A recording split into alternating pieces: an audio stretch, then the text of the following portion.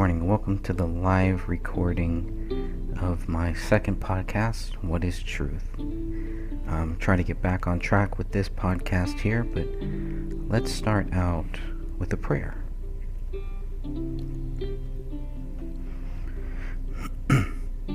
Our Father, which art in heaven, hallowed be thy name.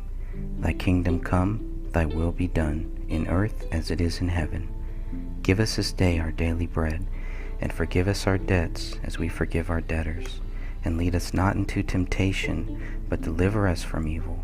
For thine is the kingdom, and the power, and the glory, forever. Amen. Well, we've only got a few months left here for 2020, and then we venture into 2021, and who knows what the future is going to hold. But holding strong, holding fast to my Bible, to my scripture, makes me remember my focus and my purpose here on this world. It is not about me. It is not for me. But everything that we do should be for God. And we fail. We continually fail. That is the path of a Christian. That is the path of somebody who wants to follow Jesus Christ. It is impossible for us to do it on our own. Only with Him, only through Him can we do this. And I'm continually reminded that. And it keeps me humble. It keeps me focused.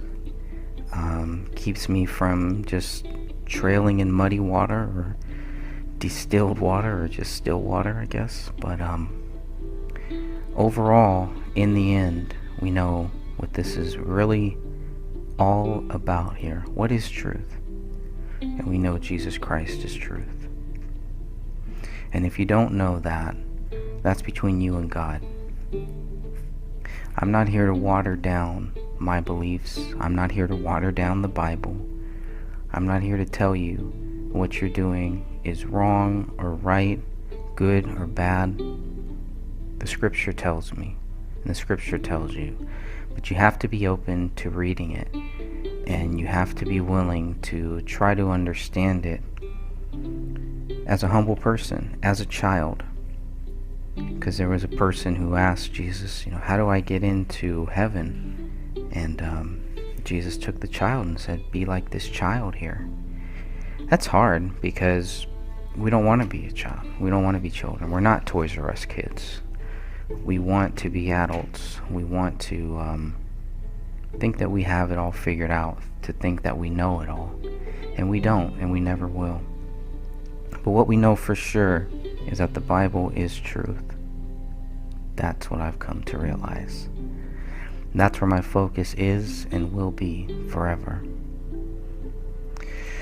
So we're just going to run through some of these new things here that I've been working on and some of the developments. We've been talking about voter fraud. I think everybody has their view on voter fraud, and are we going through that right now? Why are our votes being counted outside of the United States?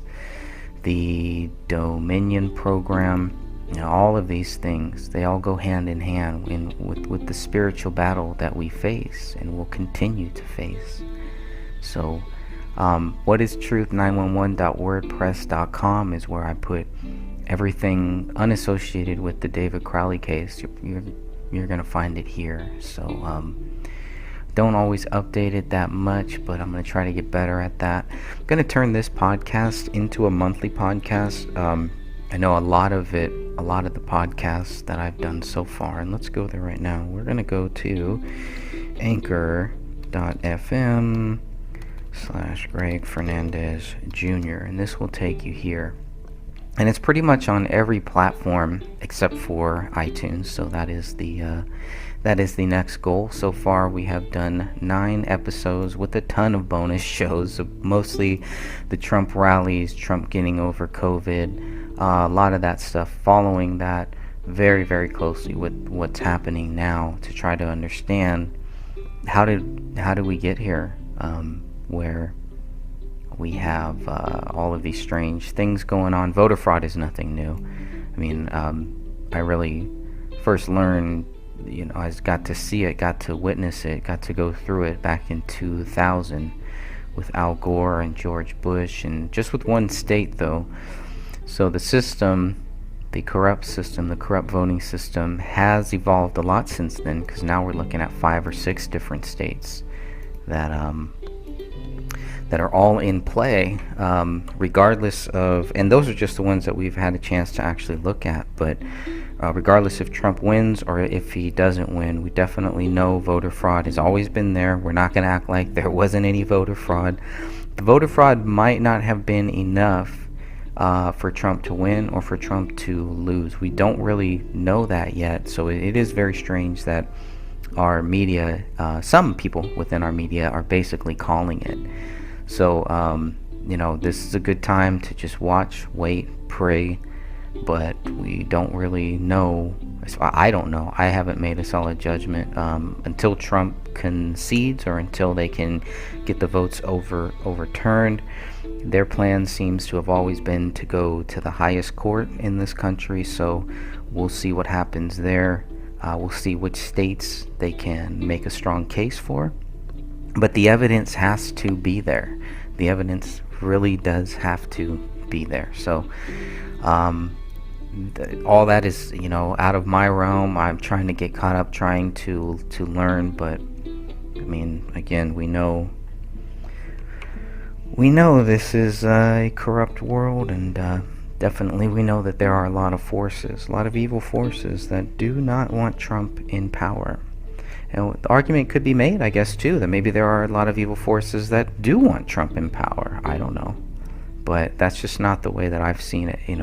I reluctantly voted for Donald Trump in 2016, and I have never regretted that decision.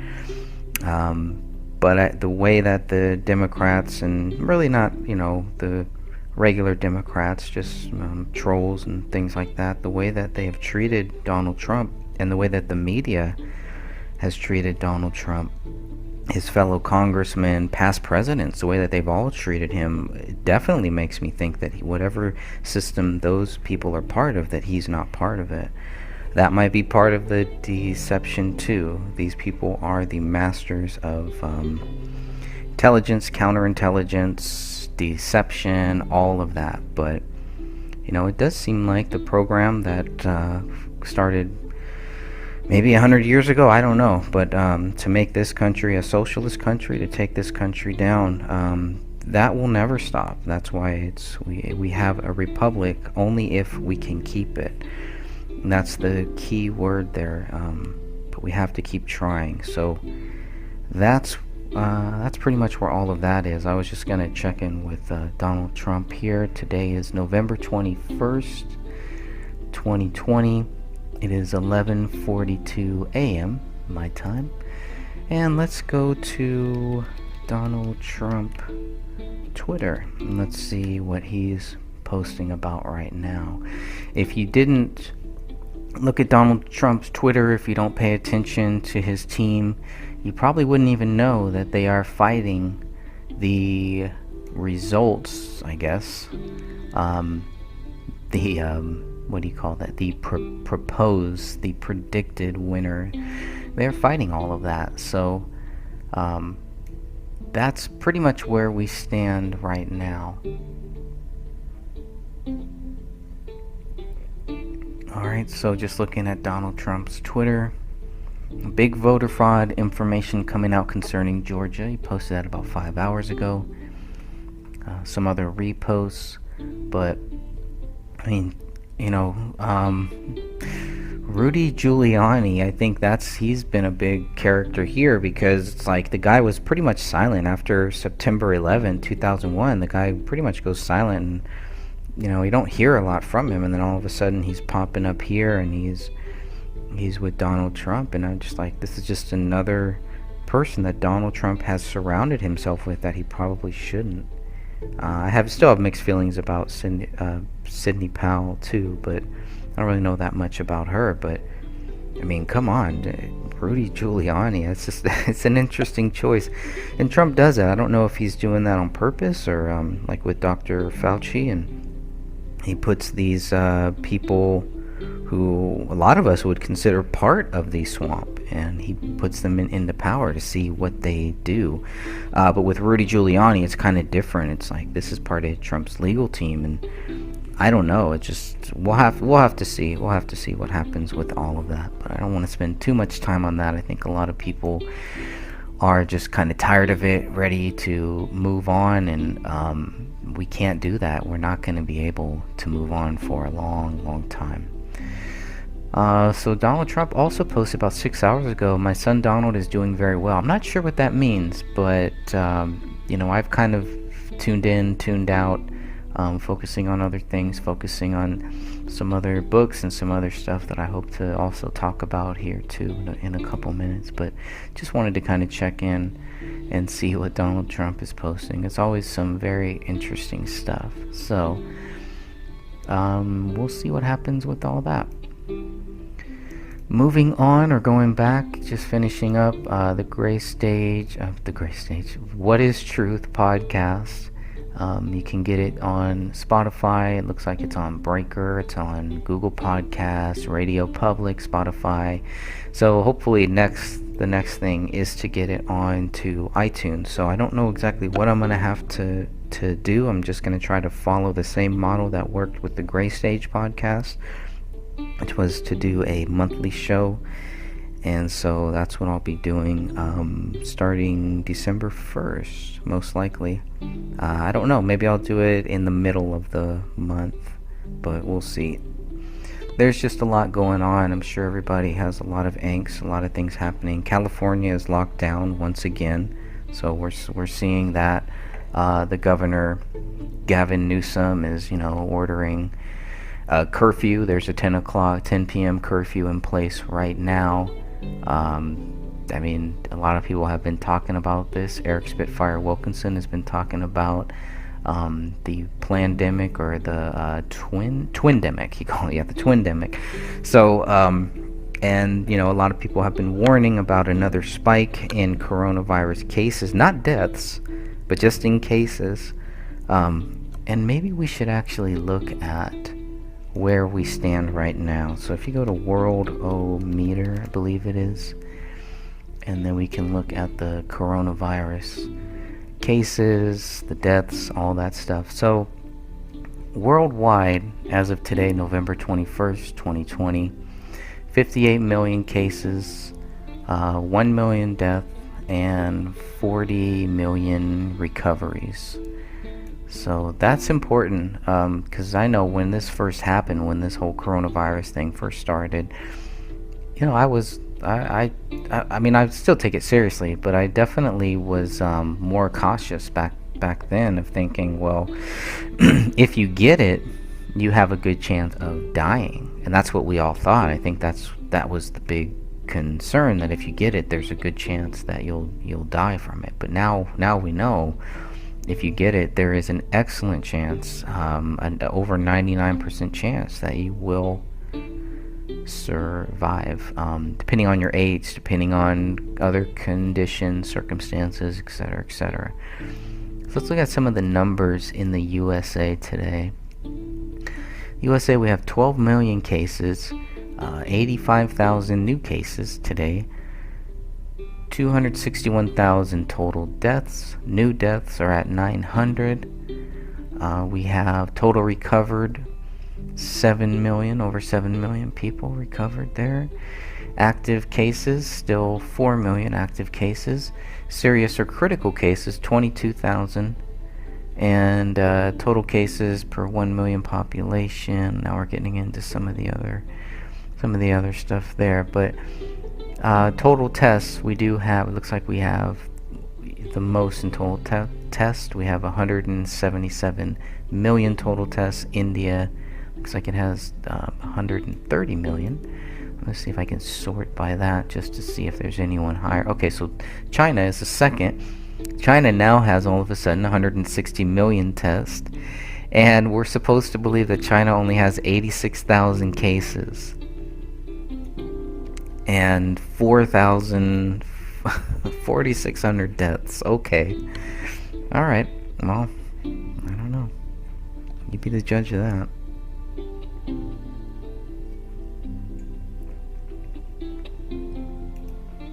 So I think the main thing is, not to freak out, but to pay attention. Remember, this is the same media that's pulling all this other drama, is trying to make us scared of the COVID thing, to lock us down, to shut down not only states or counties, but to shut down the whole country. That's been a globalist plan for a very long time. And I think that's why a lot of this looks like a clear attack. So, last thing on the podcast here, we talked about the latest episode, November 15th. We talked about Ronnie Cole, and we're going to go back to Ronnie Cole. Probably not this weekend. Most likely it's going to be next weekend. We'll have a live show, hopefully here, talking about Ronnie Cole, and hopefully Steven Sanzeri and Sophia can join me again.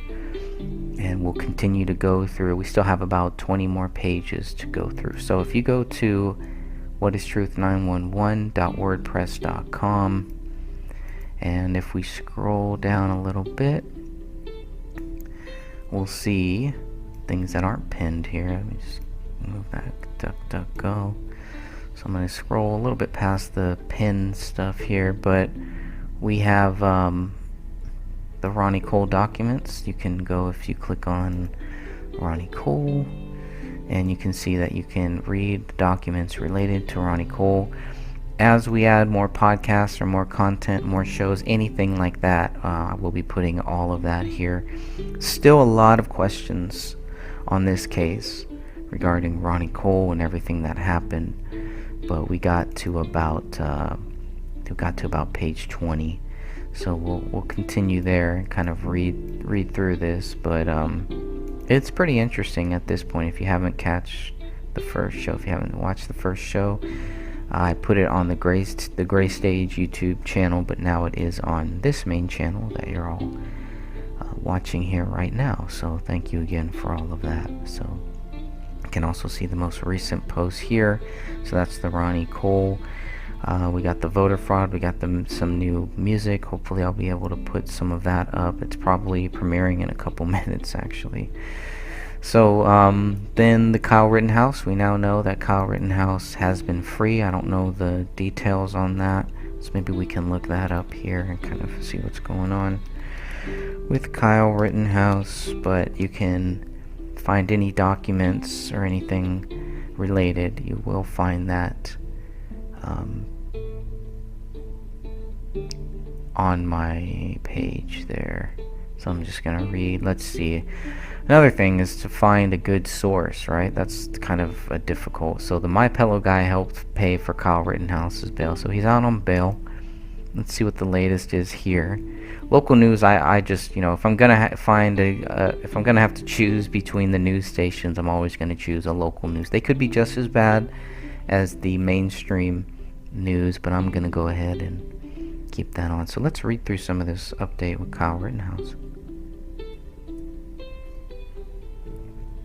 And this was posted November 21st, 2020 at 11:47. So this says Kyle Rittenhouse was released on bond Friday, and the MyPillow guy helped pay for it. Alright, he's released from custody on a $2 million cash bond. Yeah, he's not going anywhere. Come on, where's he gonna go? So, Rittenhouse's $2 million bond was partially paid for by Mike Lindell, the inventor and CEO of MyPillow, according to Rittenhouse's defense attorney, Lynn Wood. Another person I need to follow on Twitter. I just hate Twitter. I just cannot get used to Twitter. I prefer not to use it, not to go there. A lot of it just seems fake to me, and just seems like it's just made to waste my time. I'd rather spend my time with real people, communicating with real people. So again, I thank you all for joining me and for all of your continual support. And God bless you all there. So Lynn Wood, the attorney, one of the attorneys, says Kyle Rittenhouse is out of jail. God bless all who donated to help fight back, raise the required $2 million cash bail. $2 million. Wow. Special thanks to actor Ricky Schroeder. Wow. You guys know Ricky Schroeder? If you don't know Ricky Schroeder, we can't be friends. I'm sorry. And Mike Lindell for putting us over the top. Kyle is safe. Thanks to all who helped this boy. Alright, Wood said actor Ricky Schroeder also helped pay for the bond See anything else. Wood later shared a photo of Schroeder and fellow defense team John Pierce with Rittenhouse after he was released on bond and wrote, "Free at last." Okay, he also shared a tweet about the moment he got off the phone with Rittenhouse, saying, "Just got off the phone with Kyle with tears in my eyes. I listened as he expressed thanks to the people for your prayers, donations, and support. He prayed every day and night and said God lifted him up every time he fell. Kyle is a hero. So are his supporters. Keep him in your prayers." That's beautiful. All right, let me see if I can share this. I did have a Facebook page called Kyle Rittenhouse, and it didn't meet community standards, and they dumped it. So I created a second one. I created a group actually this time. So we'll see how long that lasts. But that one is called Self Defense Kyle. So I'm gonna go ahead and post this in here. And free at last. Now for the podcast listeners, they probably, it won't be as effective, but this What is Truth is meant to be a podcast, and it's just meant to focus on all of the different things that are happening. It could be anything, it could be everything, but it should always start and end with God, with Jesus Christ. Alright, so that's the latest update on the My Pillow guy and Kyle Rittenhouse. So let's see what else we were going to discuss here. We talked about Ronnie Cole. We'll get into some of the new music. We do have the Bohemian Club Annals Volume 1. So that is also on my website. If you would like to read that, you can read those documents. And you can check out the Bohemian Grove 2020 report. A lot of that stuff is going to go into my next book, New World Order, and that should be, I'm still proofing it. I have the second draft now, so I'm just going to have to read through all of that. Probably chop it down somewhat, but there is a lot of topics that book will cover. Maybe I can grab it and see if I can just briefly go over some of the topics that will be in that book. I had debated maybe putting, and then I need to get back into the coronavirus book, so I've been working on that as well. Also working on a song book that will have all of my song lyrics, and I'll make sure I'll probably end with that at the end of this discussion. But for the New World Order book, I'm just going to go here. I've got my good friend Walter Bradley. He is going to do the foreword of the book, so I'm really happy about that. And there's a lot of different things that it covers. Definitely covers John F. Kennedy, Operation Northwoods, Jim Garrison, that investigation. A lot of it is on Kennedy, actually, to be honest. Then we also there's some stuff about Major General Smedley Butler, a section called Super Soldiers. You can also read that on my website. I have a version of that chapter right here if you'd like to read this. Probably haven't taken out a lot of the typos that I need to yet, because this was posted a while ago, but I have updated some of this, but most of it is still the same stuff here. So, and there is the document if you'd like to read the full text of the Special Committee on the Un-American Activities that was passed on March 20th, 1934. So I have those documents in there as well. Hopefully I'll be able to include War is a Racket by Smedley Butler too. I think that's a great book that short little read that everybody should read. The Federal Reserve System, I've got some of that in my New World Order book. Lots of quotes from a lot of interesting characters about the New World Order. You can find that introduction on my YouTube channel. So if you go to the YouTube channel and scroll down, I believe it's under the questions here, the questions section, Kyle Rittenhouse, 9/11, COVID, Bohemian Grove, Philip Marshall, Jack, what have they done to you, which is John F. Kennedy. Jack, what have they done to you is something that John F. Kennedy's wife was quoted as saying as her husband was being killed. So that was going to be the original title of this book, and it's like, well, it's not really just about 200 pages just on John F. Kennedy. But under the questions section here, if you go to the New World Odor playlist, ODOR, and if you go down to the book preview, you can listen to the quotes for the introduction of this book. Let's see a little bit from Alex Jones's Endgame, where he talks about the Rothschilds and how they, the bank of the Rothschilds and all that good stuff. I believe a little bit about the Bilderberg Group. But aside from all of that, after the John F. Kennedy stuff, after Jim Garrison's excellent investigation, which I tried to document as much as possible, all of the witnesses, everything that he did. That's a great book too. If you have not read Jim Garrison's book, On the Trail of the Assassins, make sure you go and check that out. A short chapter on the Gulf of Tonkin, and then some more about John F. Kennedy, and then a lot about the Bohemian Club and the Bohemian Grove. That will also be a big part of my next book. But I have no idea when I'm going to release it. I have to go all the way through everything one more time again and make sure everything flows correctly. Not only just spelling errors, grammar errors, all that stuff, but to make sure the flow is correct. And I've already, skimming through the latest version, I've already noticed some things that I want to change. So, that is what we will do there. Just making sure the audio, hopefully the audio is okay.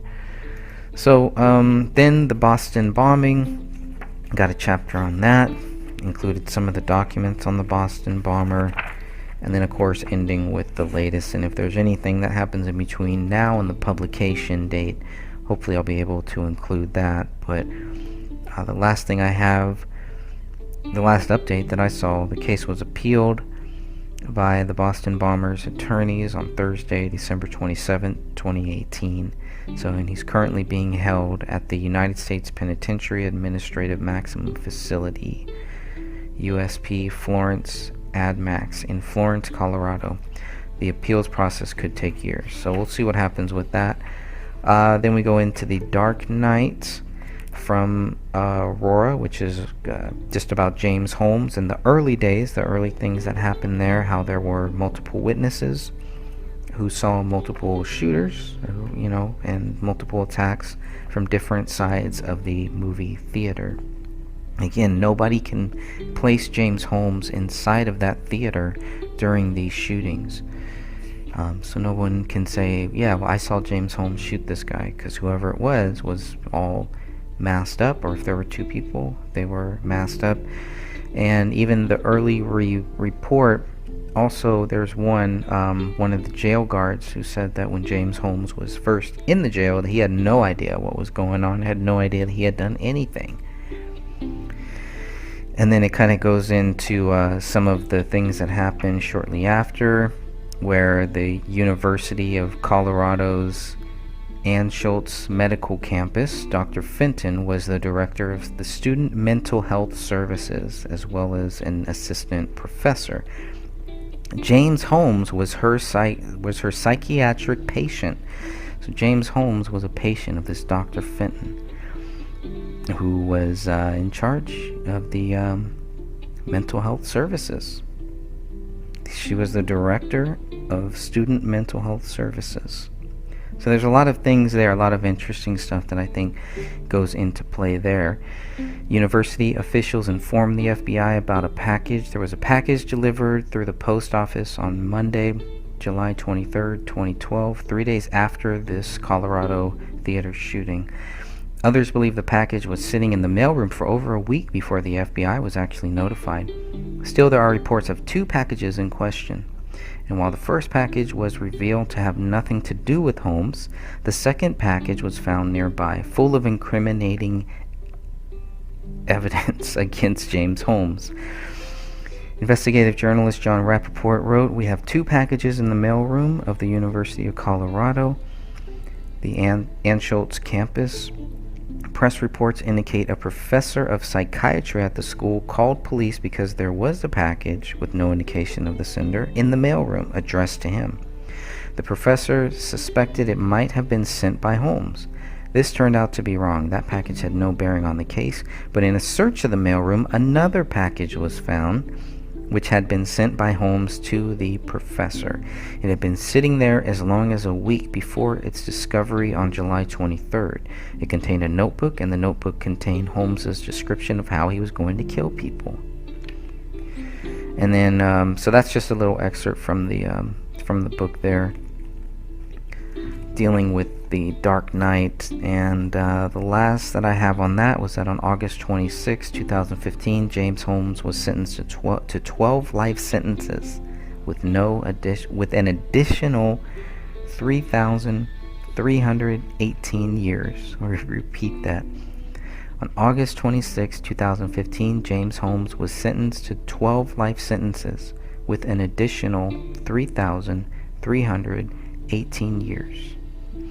Alright, then we go into Attacking Jesse Ventura, and this is all about the American liar named Chris Kyle. Jesse Ventura's lawsuit against Chris Kyle, when Chris Kyle claimed that Jesse Ventura sucker punched him at a bar. All of that turned out not to be true.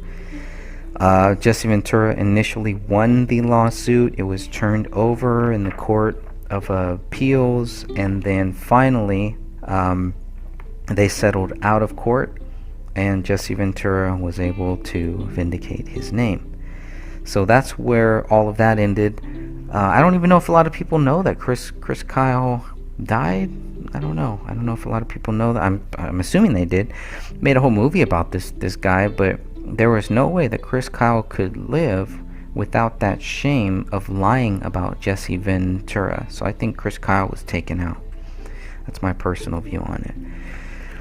And that is pretty much all about the New World Order book. Then of course I have, the final chapter. I try to do this in all of my books. The final chapter, I really like to bring it back around Jesus Christ here. So that's where the final chapter ends. And then I have toyed with the idea of including some of my older books, but when I read through them, they're just kind of cringeworthy, and I don't really know if I want to include those. So we'll see about that. But that's my next book project. But the book project that I'm working on right now has to do with my latest songs, and this is called The Restart. And it's basically just a songbook, so it tracks all of the songs that I've been doing since about 2006, 2007, when I really wanted to change my music style. So that's what I've been doing there. And currently right now on my YouTube channel, I am premiering my latest full album called The Restart. There's 13 songs on there right now, but we are in the middle of a premiere. So right now it's premiering the song called Why with my brother Anthony London. So I'm really happy about the way that song came out. Really happy about this whole project here, and it kind of fits in with everything that we're going through now. It wasn't intentional to really feel like 2020 that I needed a restart, but it's just crazy how those things all come together. So that will be the next book. I'm just working on the cover right now. Anthony London, my brother, is going to do the foreword to that book. So I do hope to have that out within the next month or so. And it's mostly just a songbook. This might be one of the only books that I really get personal and talk about some of my personal stuff. I had written a bunch of personal stuff, ended up taking a lot of that out. So I'll keep you posted on that here. See if I don't know if I have anything else that I wanted to make sure that I covered here. I think I've just about covered it. The Invisible Enemy COVID-19. I have a page there, a Facebook page, so I'll be working on that book next. I created this page mostly so that when I really get going on this book, that I'll be able to go back here and look at all of the articles and see what should go into the book. There's some funny stuff, there's some weird stuff. Elon Musk says he won't take a corona vaccine, calls Bill Gates a knucklehead. So that's pretty interesting.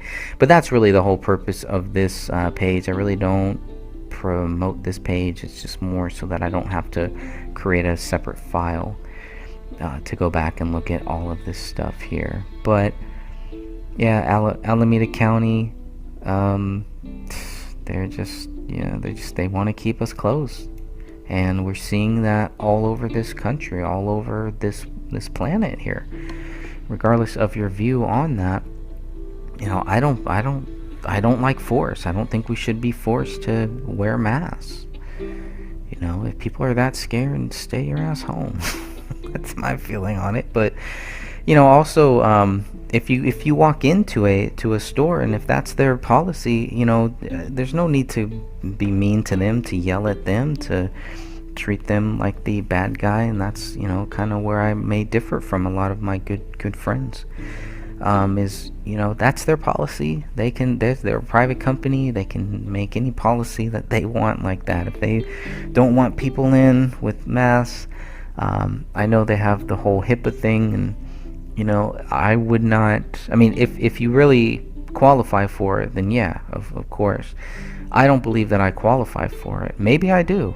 I was born with lots of medical issues. Maybe not born with it, but as I got older a little bit, I've dealt with a lot of that stuff too, and I still have breathing problems. I still have respiratory problems.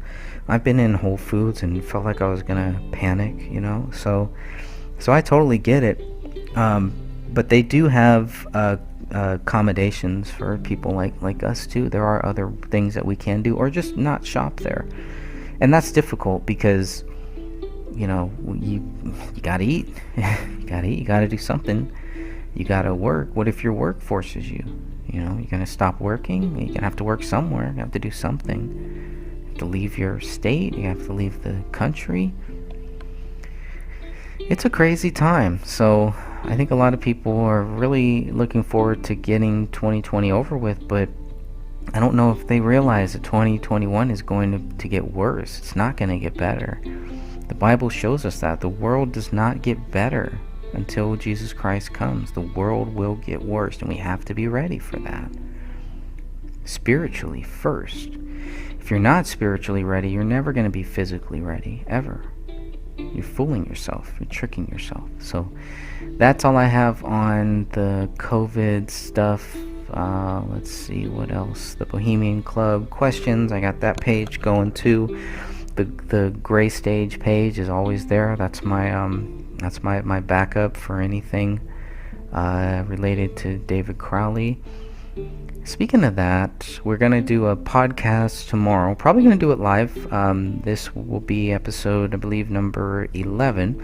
This will focus on the kitchen, a lot of the things that we didn't cover in the kitchen. And if you ever want to know anything more, or find any documents related to David Crowley, you can always go to the graystage.wordpress.com. Free website. Anybody can start it.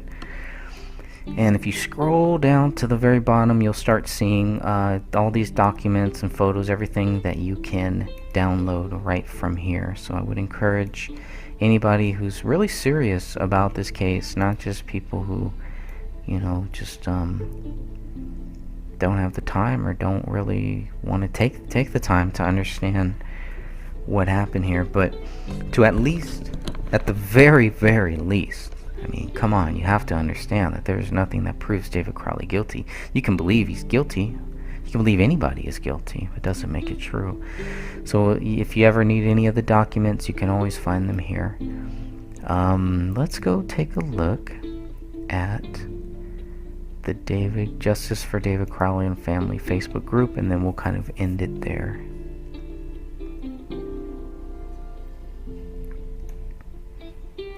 So let's see what the recent, lots of good posts. It was Kamel's birthday the other day. I missed that again yesterday.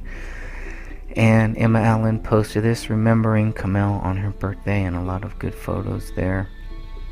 So That's an interesting one.